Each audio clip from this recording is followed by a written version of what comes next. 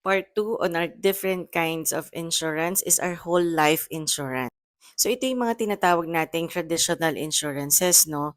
So ano ba ibig sabihin nito? So first, from the word itself, these are whole life. Ibig sabihin, that's whole life for entirety of your existence, no? So at a maximum of 100. So hanggang at the time you get insured until age 100, insured ka sa whole life insurance.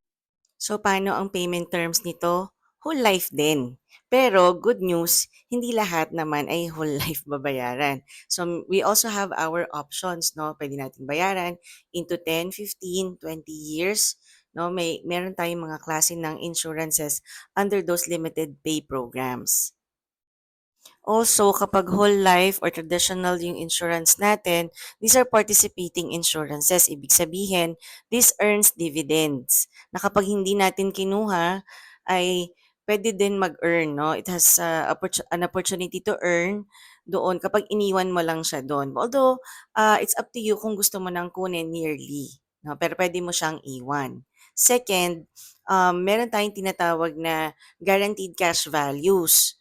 No? So, etong guaranteed cash values, these are ready money for you na pwede mong i-loan at any time na kailanganin mo. So, instead of you going to the bank and apply for a personal loan na ang dami mo pang requirements, dito, titinan lang natin kung magkano ba yung ready cash na pwede mong ma-loan from your insurance.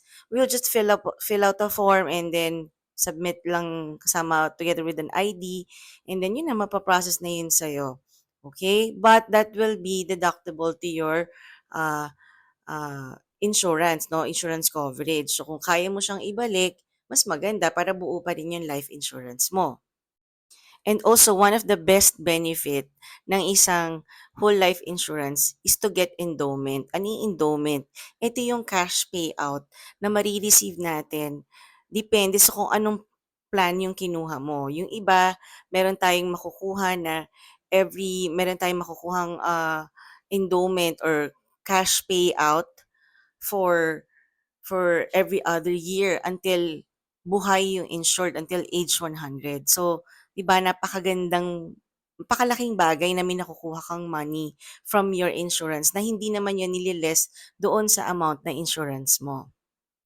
So kung gusto mo pang malaman kung bagay ba 'to sa'yo, ito ba yung para sa'yo or kaya ba 'to ng budget mo, just send me a message para may align natin yung goals mo versus this kind of insurance kung bagay sa'yo.